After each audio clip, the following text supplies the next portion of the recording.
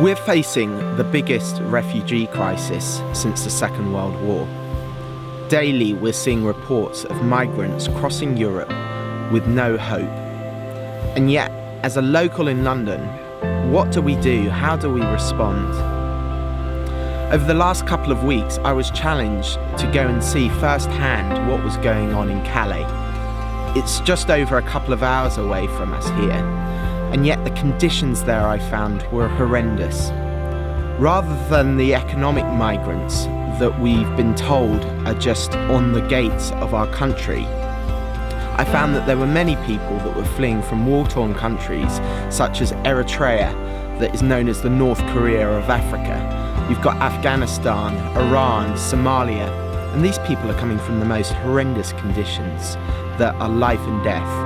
I came across a couple with a friend who had fled Eritrea, where they're killing and beheading Christians. They then were in the Mediterranean Sea, where their boat sank. And for 14 hours they were stranded, just swimming.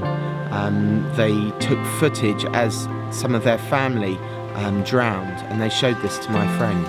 Another Afghani man, I asked, I said, "Are you here with your family?" And he said, "No, I've got no one. My family were killed."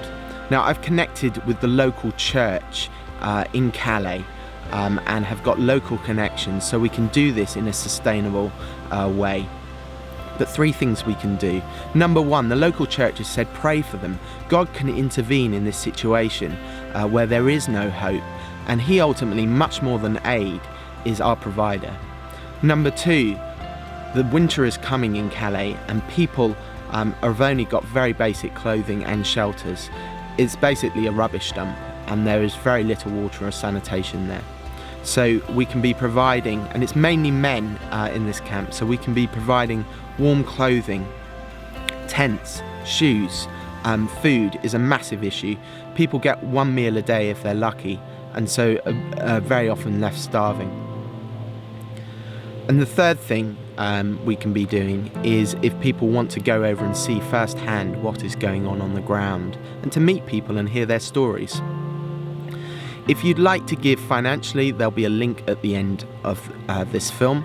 We have a responsibility as the local church to respond to our brothers and sisters that are so close and in desperate need, and we can do that.